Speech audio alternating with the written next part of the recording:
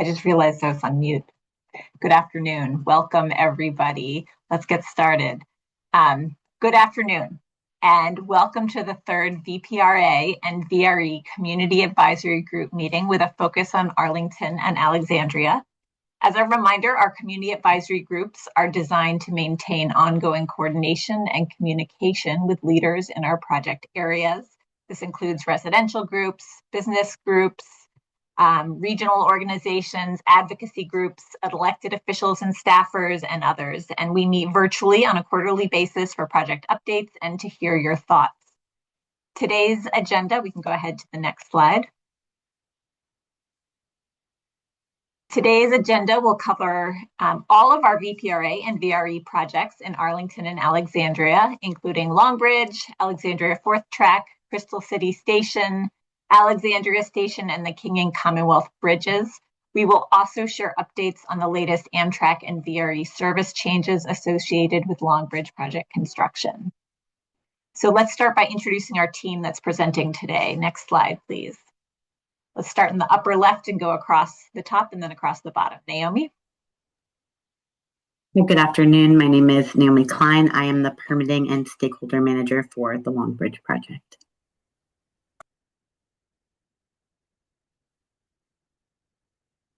Jeremy? Hi, Jeremy Latimer, Director of Rail Services, Virginia Passenger Rail Authority.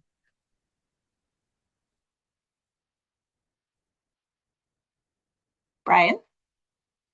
Good afternoon, Brian Brees, Project Manager for Longbridge Rail Partners here on the Longbridge South project. Thank you. And I'm Meredith Judy. I'm the Community Affairs Manager for Virginia Passenger Rail Authority. Sarah? Good afternoon. I am Sarah Hoover. I am the VPRA Project Manager for Alexandria 4th Track. Good afternoon. I'm Jason Scofie. I'm with the construction management team for the Alexandria Station and King and Commonwealth Bridge project. Hi, everyone. My name is Lindsay Martin. I am VRE's Public Affairs Administrator. Good afternoon, everyone. I'm Adam Olkovic. I'm the Deputy Program Manager of Construction for CSX on the TRV program. Fabulous. Thank you to our presenters for being here. Let's start with Naomi. Sure, thanks, Meredith, for that introduction. So I'm going to briefly talk about the Virginia Passenger Rail Authority, who we are, and then I am going to give you some background information about the Longbridge project. So the Virginia Passenger Rail Authority, we are an independent state authority. We were created in 2020, so we're relatively new by the Virginia General Assembly. Our responsibility is to expand and promote passenger and commuter rail. So we're not a rail operator. We don't run trains like VRE, Amtrak or CSX does, but rather you can think of us as the entity that owns the rail tracks and builds projects that expand the rail tracks so that we can have more passenger rail and separate passenger from freight rail. Next slide, please. So our purpose is to increase capacity, which means more passenger rail trains running. And so think of, for example, VRE being able to run trains on nights and weekends. Our other goals are to improve efficiency and improve reliability. So not just run more trains, but also run more trains that are running on time more often. Next slide, please. So TRV stands for Transforming Rail in Virginia, and that is a program of many projects that you can see all the way between Union Station and Richmond, Virginia, that will expand passenger rail. We had a landmark deal with CSX, we being the state of Virginia, back in 2019 that allowed us to acquire right-of-way next to the privately owned freight rail tracks that would allow us to complete all of these projects that you see listed on the right-hand side to be able to increase passenger rail by adding additional tracks. What you can see is that we have 11 projects and an agreement with CSX that in completing these projects, it unlocks new service 2 new Amtrak, and 3 new VRE round trips, including VRE late night and weekend service, and then additionally future capacity for even more Amtrak and VRE trips. Next slide, please.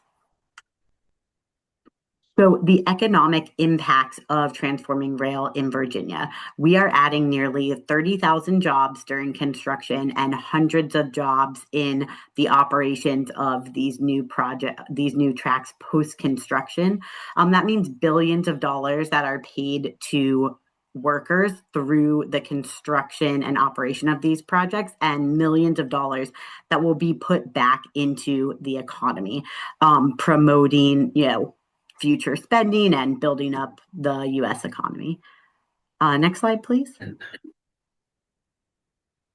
So this just shows the Virginia passenger rail network, where it all goes to, the existing tracks, and then future tracks as well. So there are 4 state-supported Amtrak routes. You can see on the right-hand side where those routes go to, and then 5 Amtrak long-distance round trips. So when you're on an Amtrak train, often you think, oh, this is Amtrak, but actually the state of Virginia pays for state-supported routes, meaning that that funding is coming from Virginia to ensure that we have an interconnected system, and that residents of Virginia and visitors are able to get to all of our major destination locations. And 1 North Carolina state-supported round trip. There's also 32 trains a day from VRE that are split between Manassas and Fredericksburg. Next slide, please. So now we're going to talk about the Long Bridge project. This is the project that I specifically work on. And again, the goal of this project is to separate passenger from freight rail so we can introduce better rail service. The Long Bridge is a huge bottleneck on the East Coast. South of the Long Bridge, there are 3 tracks, which we are expanding to 4 tracks through the Alexandria 4th Track project, which you will hear about after we talk about Long Bridge. North of the Long Bridge project is the L'Enfant project, and that's going to include both station improvements and the addition of a 4th track all the way up to Union Station.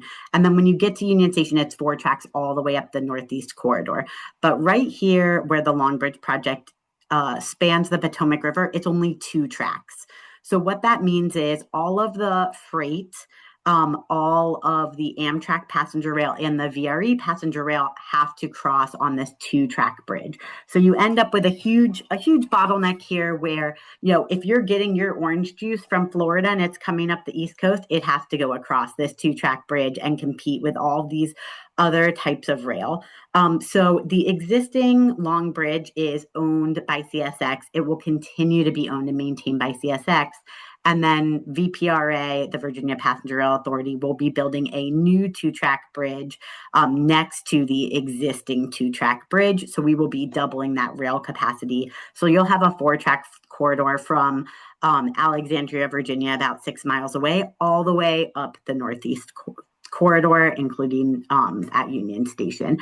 So additionally, we will be adding a bike pedestrian bridge across the river to mitigate for impacts to parkland, and then a new pedestrian bridge over Main Avenue in Washington, D.C. Next slide, please. So due to the size of the Long Bridge project, it has actually been split into 2 what we call packages for the purposes of construction.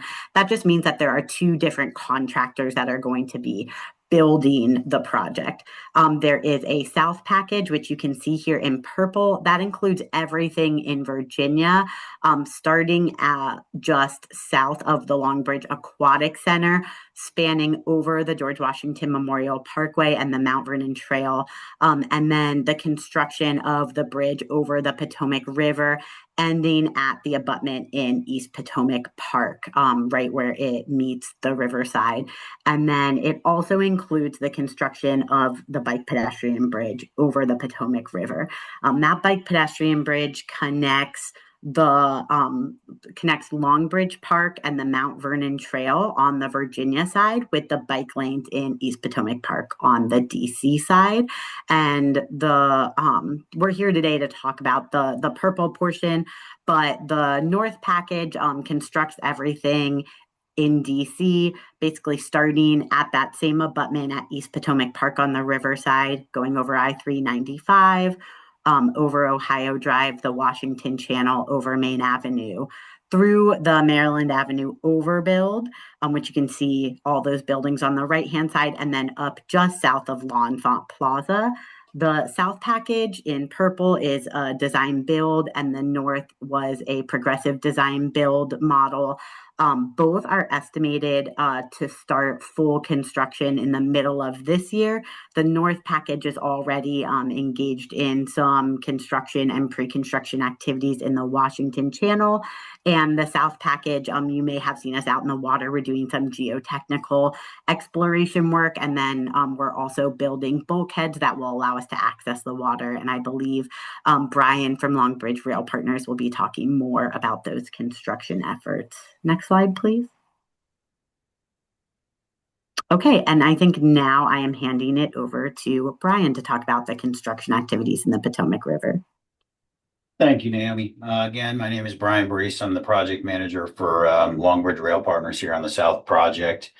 Over the past several months, the majority of our efforts have been what we call scope validation activities. So going out there, confirming the assumptions we're making in our design, confirming geotechnical conditions, geological conditions to inform our foundation design, things along those lines. So you've seen us out on the river. We got out on the river sometime, I think, in June of last year. We've been out there with cranes and drill rigs and boats, kind of moving around on the water, doing some of those investigatory type activities. More recently, we've started cutting trees down on the GWMP side of the river, on the Arlington County side of the river, which will, basically generating our access points to the water. And most recently here over the past week and a half, we've been starting to build our bulkhead construction as part of that access plan. So you've seen trees coming down, you've seen some access points and construction entrances off of GWMP, things along those lines. Moving forward a little bit, we still have some vibration monitoring equipment to install out on the existing piers. That'll be ongoing for a period of months. Again, the bulkhead construction, we have water access points to build on both the Virginia side and the DC side. So you'll see us on both sides of the river, building those basically fingers that kind of jet out into the river a little bit, and that allows us to walk our cranes on and off barges and things along those lines. So obviously with the weather, had a little setback here, but you'll see us out there and that activity will be fairly continuous moving forward. Test pile operations. So as part of the scope validation, we still do have to do some test pile operations out on the water to inform our foundation design, and that'll allow us to optimize our driven piles and things like that. We'll talk a little bit in more detail about the test piles. I just want to touch on Mount Vernon Trail. And again, we'll talk about this in a little bit more detail. But there's obviously an interaction at this point with the Mount Vernon Trail and our access points that has to be managed. Again, we'll talk a little bit more detail about that on a future slide here. So next slide. Thank you. So getting into a little bit more detail on the test piles. We have 4 test piles to do to inform our foundation design. 1 on the Arlington side of the river, 2 in the river, and 1 on DC. And again, that basically goes out there. We do some testing on it. We determine the capacity of the piles, and that helps us optimize our permanent design for our permanent pile. Part of what we're doing now, building those bulkheads. Once we get those bulkheads done, we'll walk our cranes onto the water and we'll start those test pile operations. They'll take 2 to 3 months to get done. And we do expect them to complete here late first quarter, early second quarter of 2026 here. As part of this operation, you're going to hear the hammering activities driving the pile into the ground. You're going to hear some elevated noise levels like explosive sounds from the testing operations, things along those lines. So, don't be alarmed if you hear some loud booms out there on the water. We do intend to send some informational materials out in regards to this as we get a little closer to doing that work. And just to point out, all of our work on the river throughout the course of the job, we do intend to keep the navigational channel open. At times, we'll have to shift it to the auxiliary channel if we have to occupy the current navigational channel, but there will always be a path through the job. We will have aids to navigation out there, buoys, no wake zones, things along those lines to inform the boating public as to our operations as we go through. Next slide, please. All right, we talked a little bit about this. The geotechnical borings in the river as part of our scope validation are complete. We've done some other investigatory work out there. We've had divers out there in the navigational channel inspecting the existing fender system as underneath the WMATA bridge as we have to tie into that fender system, and other surveys to confirm the design, the measurements, the depths, things along those lines, so we know, what we're up against here from a constructability standpoint. Next slide. Here over the next week or so, you're going to see us start to occupy the loops, the interior of the loop ramps at the Boundary Channel interchange with 395. We're going to occupy those as major staging areas for the job. So we're going to have our office complexes in there. You're going to see some trees come down within those loops. And of course, there's minimal landscaping in there right now. But we're going to have temporary lane closures coming off of those loop ramps to be able to get that work done. And we do expect to get our trailers in there and occupy those loop ramps as staging areas, parking areas over the next couple months.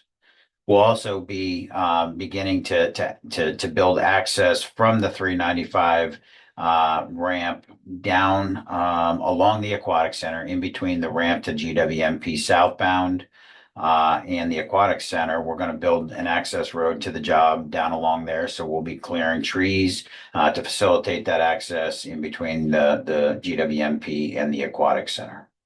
So motorists should plan for some minor impacts as we have to take lanes and shoulder closures in those areas to facilitate that work being done safely. Next slide, please. All right, Mount Vernon Trail. So again, our current activities are directly adjacent to the Mount Vernon Trail, and we have a lot of construction equipment and personnel that have to go back and forth on that trail. So here in 2020 or in January, if you go out there now, you'll see signage out there that kind of warns the bicyclists and the pedestrians of that activity. We'll have flaggers out there. We will bikers and walkers should expect to have brief stops just to avoid that interaction between the construction equipment and the public. And we ask that everybody follow the posted signs and wait for our flaggers' direction. We want to really try to minimize that interaction. We're going to try to schedule work off of peak hours as much as possible to avoid that interaction. But it's certainly going to happen. Obviously, this time of year with the weather, the traffic out there is much diminished from what it's going to be in the summertime. And then in the fall of 2026, and we'll talk a little bit about this in future meetings and have some additional details. We will detour Mount Vernon Trail further away from our activities to kind of minimize that interaction with the public. So that way, the trail users will not be adjacent to our access points to the river anymore. So in the short term, they're going to be adjacent to our access points on the river. We'll have to be careful. Eventually, we're going to detour them out of the way. So it'll be a much safer operation. And then, like I said, I just want to point out, stay informed, follow the signage. We intend to make social media posts, and we'll have routine interaction in regards to the Mount Vernon Trail, as it's a major element in terms of managing that the trail users, and in conjunction with our construction project here over the next couple of years. Next slide, please. And just to touch a little bit on safety, obviously we're working out there on the water. We're going to occupy a lot of space out there on the water, have cranes, boats, barges, things along those lines. And in an effort to try to get in front of this, we've had a lot of dialogue with local EMS, Harbor Patrol, emergency responders to start planning for the work. So running man overboard safety drills. We want to make sure that they know where we're going to be, what phone, whose phone to call, how they access the barges, and quickly, in the case of an emergency, things along those lines. So that dialogue will be continuing here over the course of the job, but we've made a lot of really good progress working with the local emergency response folks to make sure that in the event of an emergency, they can do their job. Next slide. All right, now I'll turn it over to Long Bridge North folks to talk about DC construction activities. All right, Naomi.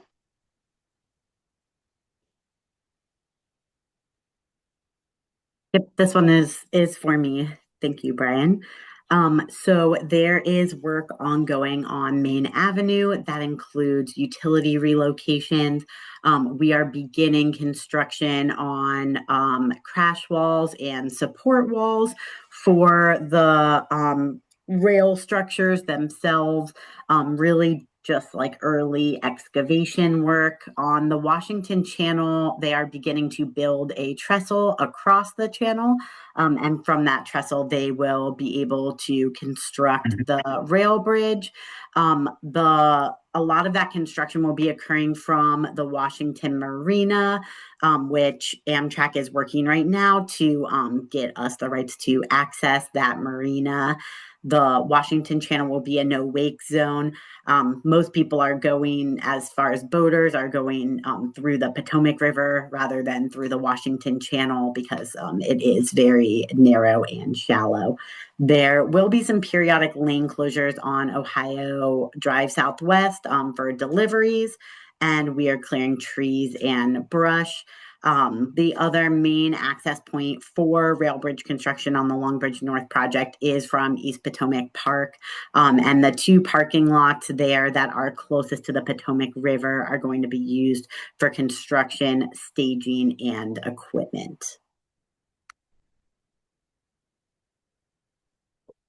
Okay, thank you, Naomi.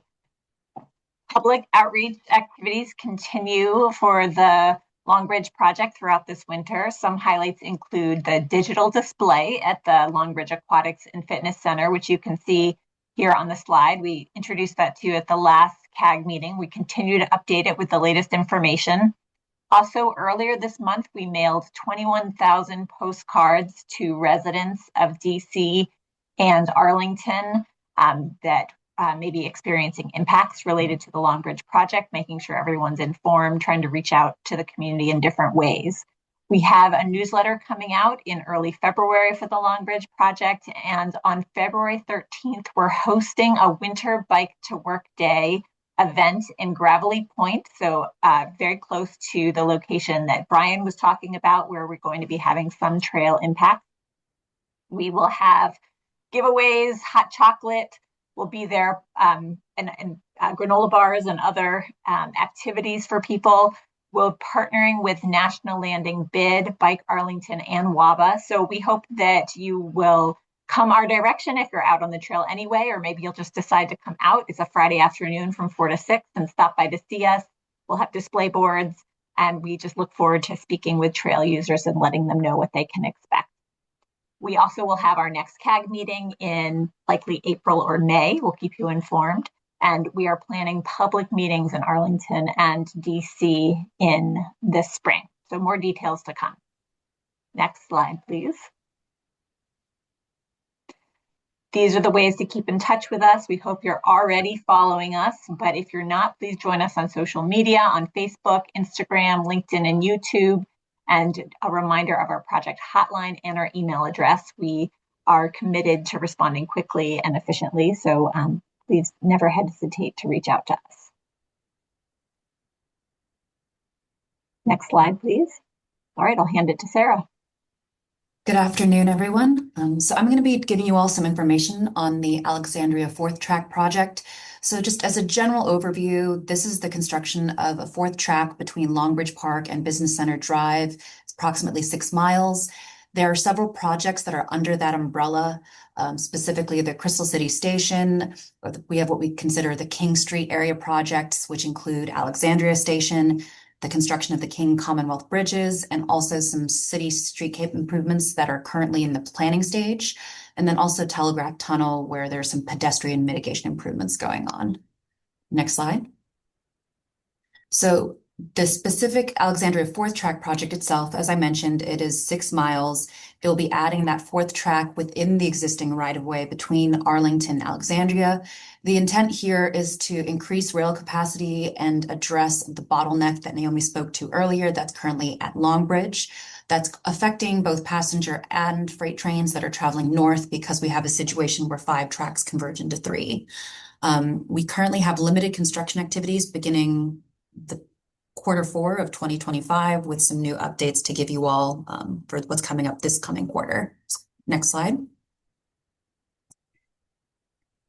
So just to talk about some review on the project and next steps. Recently, we had our invitation to bid go out. We've selected a contractor.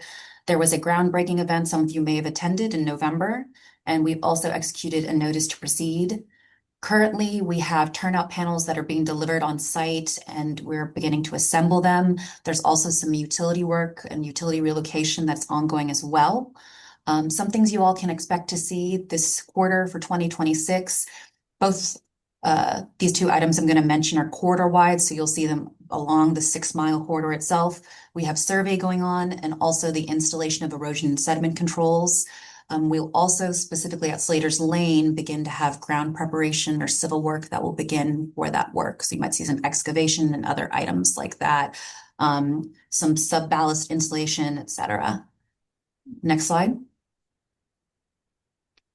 So just looking at the project phasing overall for the fourth track construction, what we have here in the first 2 images are what you can expect for 2026, and then also the final configuration you can expect when the project's completed in 2030. So during the spring of 2026, as I mentioned previously, there'll be a focus on the installation of crossovers in Slater's Lane. So that's that southern end of the corridor here. While that's going on, we'll have the construction of turnouts adjacent to the right-of-way. Once those are complete, the actual installation of those crossovers at Slater's Lane, and also the construction of approximately 1 mile of the fourth track in that area as well. Moving into the fall of 2026, we'll be building the fourth track between Slater's Lane and the Longbridge Aquatic Center. That will also be building third track and fourth track at RO Interlocking, the Longbridge Aquatic Center, with the installation of crossovers at that location as well. And you will see a temporary track shift as part of the track realignment for the ongoing movement of trains throughout construction. And then, of course, in 2030, with the project being complete, you'll see that total construction of the fourth track up to Longbridge. Next slide, please. So we'll touch on a couple things you should be expecting to see as construction continues. One of the things we have here, of course, is access points. Throughout this project, we're looking at 7 different locations where there may be access points. While they may not all be happening simultaneously, these are all locations where you may be seeing some truck traffic, machinery moving in and out, etc. The 7 locations are at Business Center Drive and Roth Street, South Dove Street and Duke, King Street and Sunset Drive, Potomac Greens Drive and Macy Lane, Potomac Greens Drive and Service Drive that's further up from that location, Crystal Drive and another service road, and Crystal Drive and 12th Street South. The reason the Potomac Greens Drive is bolded is those are the main locations we're looking at doing now within this quarter. So what that means is you will be seeing truck traffic that will be visible as they go to those locations. As I did mention earlier, that construction is on the railroad right of way. So while you may not be seeing construction itself, those trucks will be going to those locations to begin construction on the right of way. There, of course, to address those issues will be traffic control and safety measures in place as they're needed. Next slide. So let's talk about crossovers a little bit. I mentioned those earlier in the presentation, and we just wanted to give you all an overview of what that construction actually entails on the track itself. Excuse me.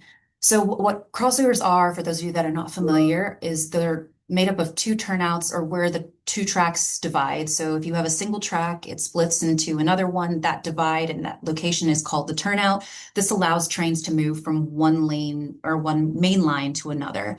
So in this instance, of course, we're building the fourth track. The installation of these crossovers allow trains to move from a third track to a fourth track.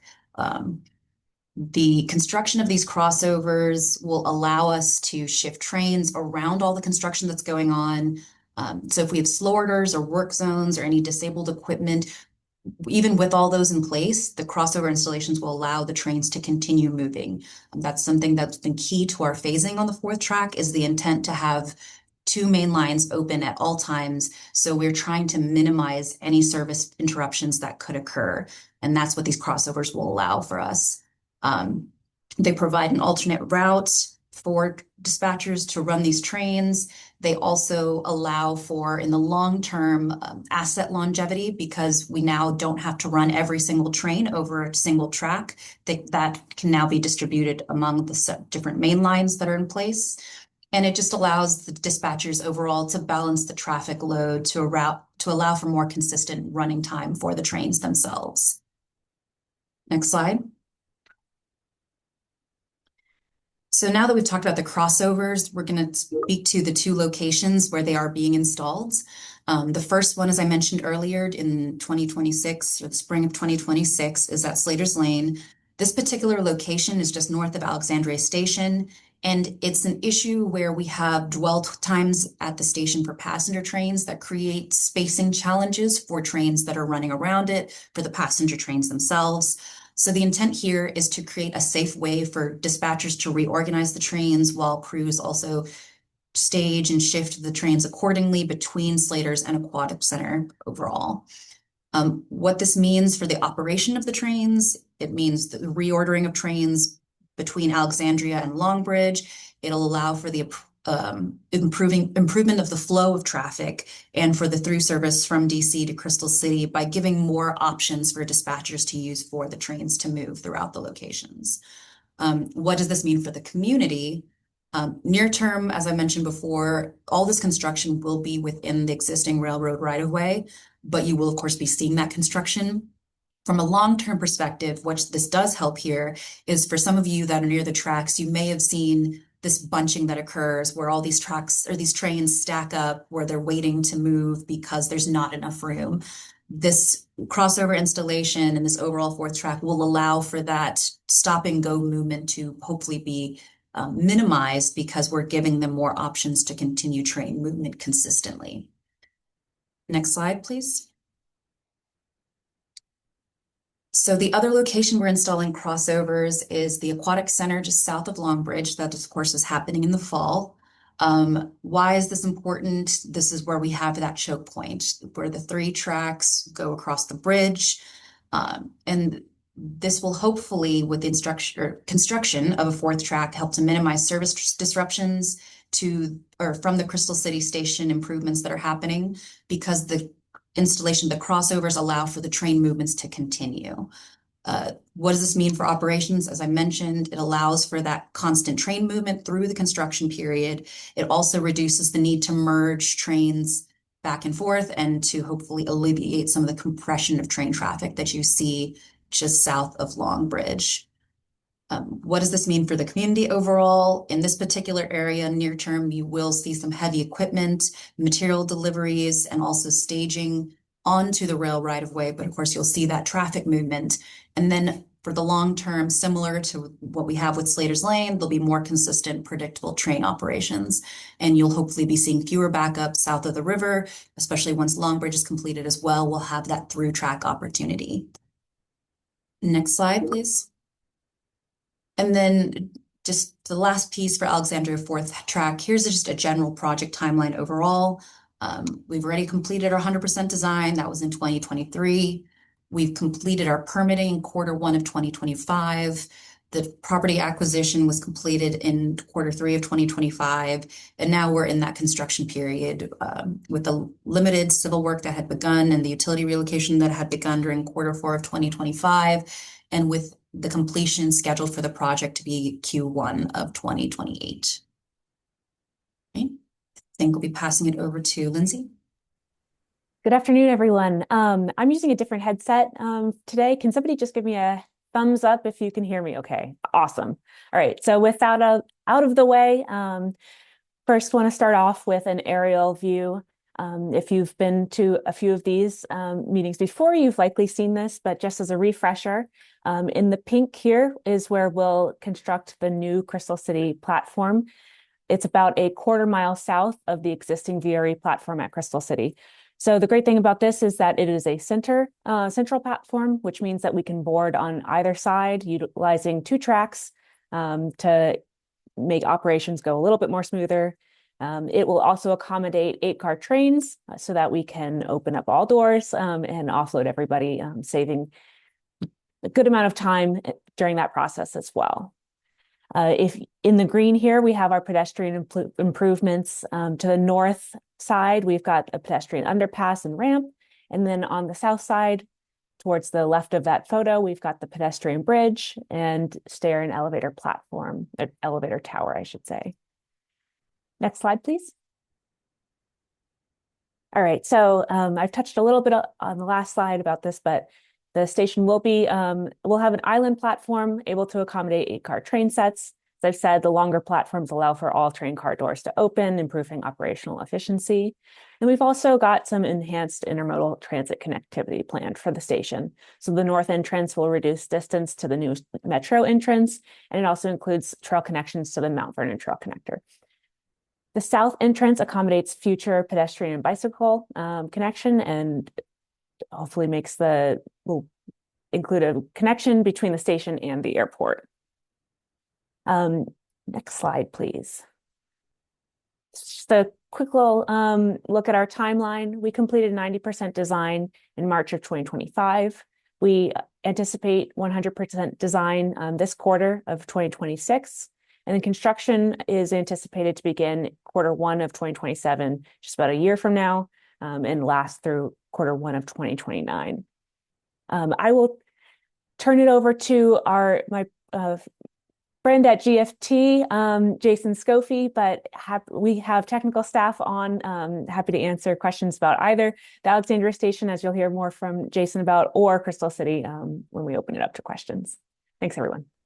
Thank you, Lindsay. As mentioned, my name is Jason Scofie, and I'm with GFT representing VRE and VPRA as part of the construction management team. Just want to start with a high-level overview of the project here.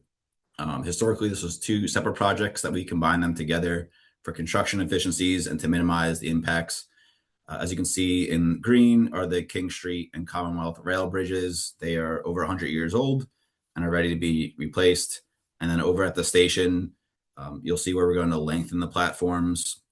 We're going to be removing the at-grade crossing and replacing it with elevators, and also modernizing and completely redoing the pedestrian tunnel that connects the 2 platforms there today. And by lengthening the platforms and adding a boarding edge on track 1, it'll help improve the riders boarding and unboarding the trains. Next slide, please. So kind of just zooming in here at the station. VRE designed the improvements to the existing station. Like I mentioned, the intent was to remove the at-grade crossing.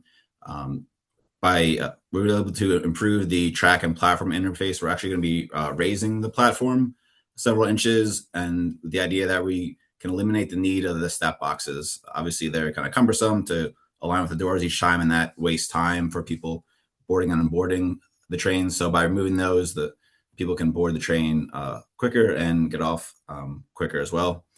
And then by adding a boarding edge on track 1, we'll also be able to be more flexible with service in case there's an issue with one of the other tracks. We can use that track 1 track for boarding.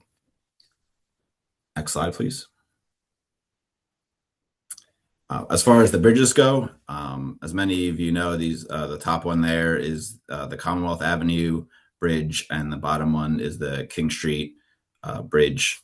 VPRA and CSXT designed the 2 replacement rail bridges to span King Street and Commonwealth. They are going to be constructed by VRE as part of this project, as part of the Alexandria 4th track project that Sarah and my colleagues mentioned earlier. This will reduce the maintenance and minimize the service interruptions, and upgrades the bridge to meet current standards. Like I mentioned, that these bridges are over 100 years old and kind of past their useful life.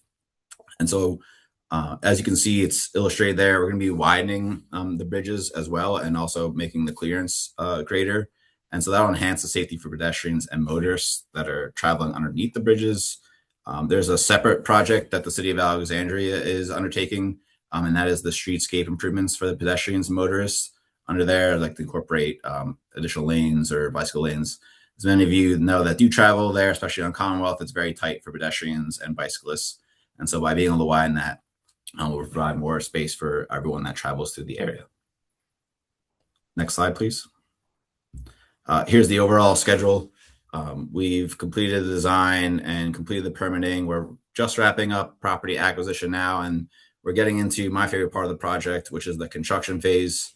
And on the next slide, I'll show you the details on the construction phase. Next slide, please. So I mentioned for the completed activities, the design is complete. We awarded the construction contract in the fall, and we also issued a limited notice to proceed to the contractor on November 17th. And that allowed the contractor to begin some submittal review process with the city and with CSX and VRE and the engineer of record. So we've been busy since November. We're anticipating the formal notice to proceed to be issued here any day now. And the contractor is eager to get started. So you'll probably begin seeing site work activities next week, which is February 2026. Those site work activities include surveying, setting up the fence around the construction areas, erosion sediment control measures, and the temporary construction office trailers. Some of the early items will be vegetation removal in the railroad right-of-way. So that's adjacent to the railroad. We have to clear some of the vegetation to be able to bring in some of our equipment, like our cranes. And then the big major milestones that we'll be hitting is planned for March, and that's for the jump span installation. That's going to be weekend work, between 3 to 5 weekends of work that requires the contractor to obtain Alexandria noise permits and Alexandria MOT permits for lane closures. And so we know that's going to be, impactful to the surrounding community. And so we're planning on launching a newsletter and a brand new website to keep everyone in the community up to date with news that's going on and construction updates. Next slide, please. Okay. And then, as I just mentioned, VRE's website has all these details about the different projects for the Crystal City Station, the Alexandria Station, and the King and Commonwealth replacement bridges. Apologies, I just realized that link is the incorrect link on there. My colleague Lindsay just added the correct link to the chat if you'd like to navigate there and check out those projects. And I'm going to hand that back to Meredith now, please. Thank you, Jason. And we'll update that slide before we post the presentation on the website too. So keeping the community informed, we continue to be out in the Alexandria and Arlington community talking about our projects, including the Alexandria 4th track. Most recently, we were at the Alexandria station for numerous days, morning and evening, speaking with riders and commuters on Amtrak and VRE about service changes that are upcoming for both. We have one of my colleagues here to talk in more detail about those outreach activities and the upcoming service changes for VRE and Amtrak. Jeremy, next slide, please. Hi. So, yes, if you've paid attention to the first 38 slides, you've noticed that some construction has started. And so, in response, VRE and Amtrak had to make some temporary adjustments. And we expect those adjustments to be evaluated and possibly shift a little bit as we go through essentially 5 years or until the construction is complete. This is essentially driven by the Long Bridge North project, the portion in DC that Naomi went over earlier in the slides. That's the reason for the work window that I'll discuss if we go to the next slide. And so as we've done this, one of the things I want to mention is that we're trying to stay ahead of the project schedules for construction and set the service schedules in advance so that you would, if necessary, get an email about any possible changes to your schedule. But our goal is to have you booking with confidence and showing up with confidence that the schedule you booked is what you're going to experience that day. And so that's our endeavor. And so it's January 12th when we started this. We had already kind of put these in place and people received notices. And what's driving this is that we wanted to maintain maximum service and performance for Amtrak and VRE and for CSX. They still have to run their trains as well. But we also wanted to maximize work window productivity and get this project done. Kind of minimize the pain in the sense that we have to take some pain to get this done, but we want to maximize that work out there. So this is being driven, as I said, by the Long Bridge North portion of the project up there in DC, and that's the picture that we're looking at here is up by the Salamander Hotel. And DC noise and vibration laws restricting significant work to daytime hours is part of the reason there. And so our goal was to, look at the VRE morning peak hours and try and preserve as much ridership and service as possible. Also minimize the schedule changes for VRE because commuters know it they largely know their trains by the time it arrives and by the time it gets them there, not necessarily by the train number. So we want to accommodate the consistency that a VRE commuter expects.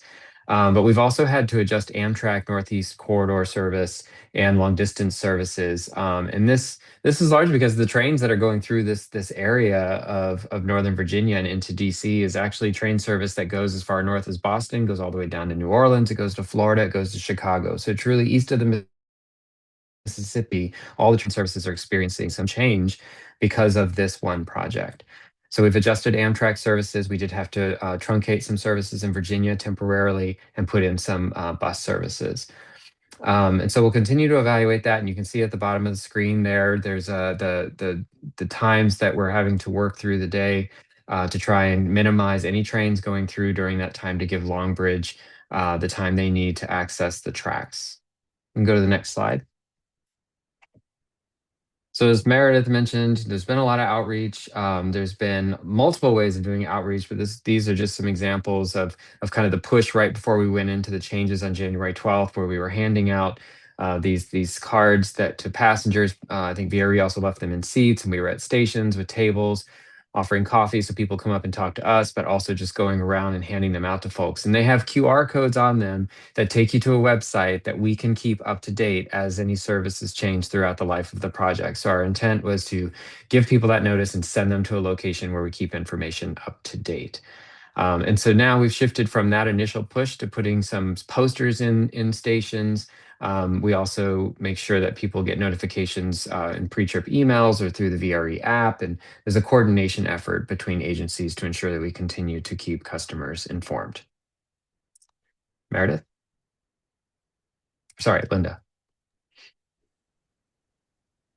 Thank you, Jeremy. I'll go ahead and jump in. I just wanted to go ahead and list the ways that individuals can sign up for our email lists for all of our different projects that's listed here, and also to highlight our construction hotline that we now have for all of Transforming Rail in Virginia. And that's the contact, well, we have one that's a construction hotline, and there's a phone number here, and we will keep you posted on that information. Next slide. I'll hand it over to Linda to manage our Q&A session. I'm eager to hear from you guys. We all are. Hello, everybody. Just wanted to open it up for questions. You can either post a question in the chat or feel free to raise your hand or just shout it out if you'd like. But we are available now to answer any questions. Go ahead, John Patrick. Thank you. I had two questions. First of all, I'm a little confused. Unfortunately, as are so many people my age, I'm not terribly technically savvy, and I don't know exactly where to go to see the briefing slides. How do I get information on that? And then the other question is, I will, of course, report back. I represent the Rosemont neighborhood, which borders the work in Alexandria, both at King Street and at Commonwealth Avenue. So that's my particular concern. Once I report back to the neighborhood, I will probably have questions people ask me that I would like to forward. And if I can't answer them from the briefing materials, is there someone I can email? I don't want to bother people. I know you're very busy, but send an email that can be answered when that person has the time to answer my email. I think the construction hotline email is probably the best email to use. Linda or someone on the Kinley Horn team, can I ask you to drop that in the chat? Yes, we'll grab that from the Long Ridge And Consulting. we can also send that directly to you, John. But if you would be kind enough, yes, you have my email. I'd very much like to receive that. And also, as I say, exactly, if you could also drop in exactly where to go to look at this briefing online, because I've been trying to take notes, but it's a lot of information coming very fast. Yes, absolutely. We will be posting the video and the slides on our website, and I can send an email out to all the committee advisory group members after this call with a link to those materials as soon as we have them posted. Excellent. Thank you. By the end of the day, Friday. Also, I see that Derek has posted the hotline information with the email and the phone number for all of Transforming Rail in Virginia in our chat. So that's always a great place to reach us. Great. Thank you. Hey, Meredith. You know what? I should have noted for King and Commonwealth, VRE is probably the best place to reach if you have questions about Alexandria Station or King and Commonwealth. Lindsay, do you have the email for the We have an email address. Okay. I will drop pop it in the chat for everyone. Yes. Yeah. Okay. And we can also send that to you, John. Great.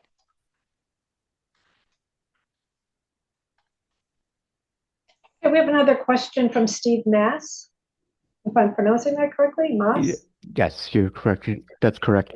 First of all, when are you going to be posting all of this stuff? We should be able to post it by the end of the day Friday. It just depends on how quickly we can process the video. But we'll do it as soon as possible. Now, the other thing is that particularly concerns Crystal City residents is the noise of the construction. When do you have a sense of when different sections of the track will be worked on? How severe might the noise be? What will be coming from, and vibrations as well?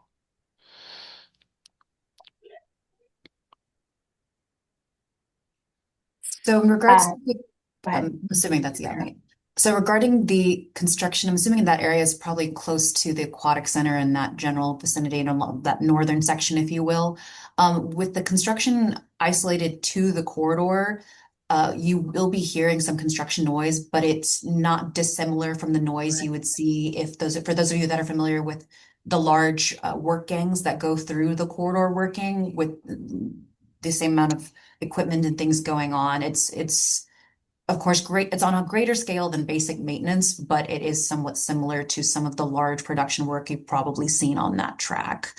I guess, Adam, would you be able to speak towards any of the vibration concerns that Steve brought up? I don't think the vibration concerns will go much more than the kind of track corridor area. I mean, we will have to, after we backfill, compact the soil to develop that subgrade and the subbase. But there shouldn't be much more beyond that. I mean, there might be some vibrations with wall work, but it should all be isolated to pretty much the corridor location. What about the actual putting the track in? I mean, is there going to be pounding, or how do you do that? Yeah, so Sorry, go ahead. So as far as the installation of the track, I mean, we will lay ties. We will have rail brought in via train and laid down on the side, and then that will be lifted up onto the ties on top of plates and then spiked. The spiking is typically done either via hand or rail-mounted spiker. That should be, from a vibration standpoint, should be minimal at most, and then from a sound standpoint, shouldn't be too loud. And when you say shouldn't be too loud, would you be able to hear it from the street, from Crystal Drive? Based on the proximity of the track, you may be able to hear, like Sarah said, that some of the tie gangs that have come through, if you've seen those, it would be similar to the maintenance work that comes down through there. I don't think it would be as loud as if you hear a train coming down through the area. Okay, and what about for the buildings that back onto the track? You mean as far as like echoing or inside the buildings themselves? Yeah, inside the buildings and just along that stretch, which includes where the new train station is going to be built. Yeah, I do want to note there's a different answer for Crystal City station improvements. Adam and Sarah are talking about the fourth track project. Yeah. So maybe we want to shift this question over to DRE. Yeah, I guess to close out the question, similar to what Adam said, for the track construction portion, for the interior, I feel like the sound, and please correct me if I'm wrong, Adam, the sound should be minimal, comparatively speaking. That is, while it is construction, as he said, it's isolated to the corridor. If you're on the street, you may hear some of it, but it shouldn't be a large amount of noise happening inside. And do you have a schedule yet of like how long it'll be in different sections? So we have an initial phasing plan that we're coordinating with our outreach team to try and figure out the best way to disseminate that information. So as I've noted here, that the spring, you're going to see us focus on Slater's Lane. In the fall, we'll be closer to the aquatic center. So we can provide it in that general kind of description as of right now. Of course, as things become very clear, or if there's specific work that's happening that we think from either a sound or vibration perspective that might be an issue for the public, that is something that we'd be coordinating with our outreach team, Meredith and her team, to try and get that out to you all if we have enough notice to give you all that heads up. And finally, is it going to be just during the day or at night too? There will probably be some night work for cutover purposes when we start doing track alignment itself. And whenever we do have the night work, we will try and give you that notice as well. Great, thank you. And then the VRE station upgrades at Crystal City is a separate project that we should allow VRE to speak to. So Sarah and Adam are speaking to the Alexandria fourth track project. VRE, I don't know if you have the right people to speak to it right now. Yeah. We have Chris Coker on. He's the deputy project manager for the Crystal City project. Chris, do you mind chiming in? Good afternoon. So the station construction would be pretty similar to the activities you're going to get out there with the track construction, just vehicles in and out. Platforms can be precast for the most part, so just lifting those members into place and then erecting the tower and doing the cut and cover operation for the tunnel. So nothing really out of the ordinary.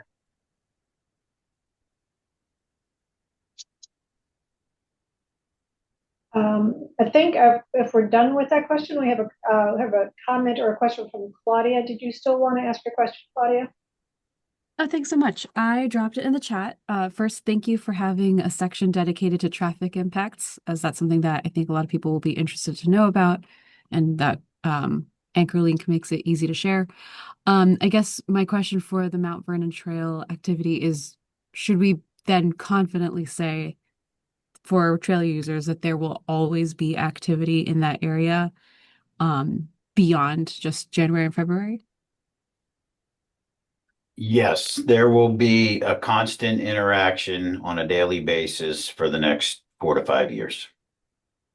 4 to 5 years. Okay, thank you. That's helpful to confirm.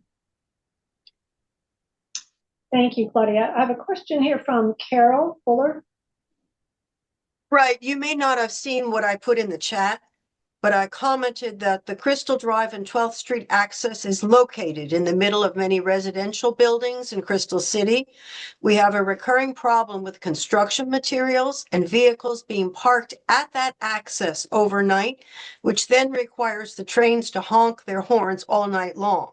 So we're requesting that you ask the contractors who start in the fall on the Longbridge part, that they park their equipment more into Longbridge Park. CSX has done that occasionally, but we have to constantly remind them of this because it's extremely annoying to the residents to have the honking horns all night because of the materials and the porta potties being right next to the access. Thank you for your comments. We will pass that along.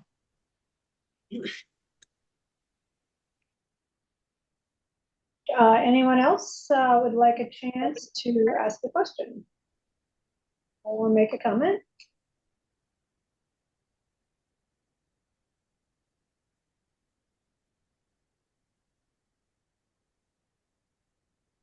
I don't think I see anyone raising their hand. If you want to just shout it out, feel free, in case you don't know how to use the hand raised little option at the bottom of your screen. Feel free if you just have a comment or a question. Go ahead, John.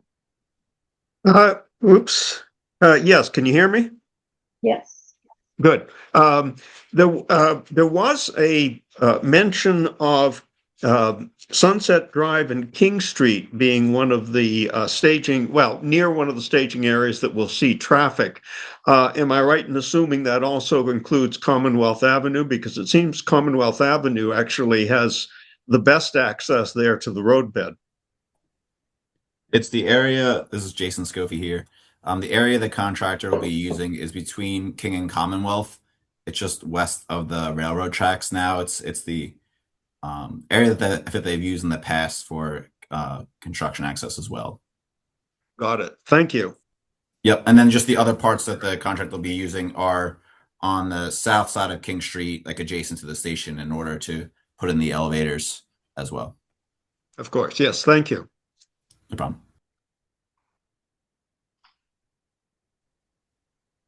Meredith, I don't know how we're doing on time.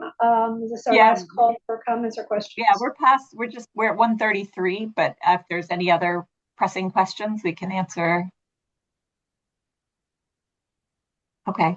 Well, please know that you can reach out to us at the email and phone number that we dropped in the chat and that we had on an earlier slide. And we will be following up by sending out a link to the slides and the video for anyone who couldn't attend today. So thank you for being here. Thank you to our speakers, and please keep in touch. We'll be back for another Community Advisory Group meeting in 3 months. Thank you.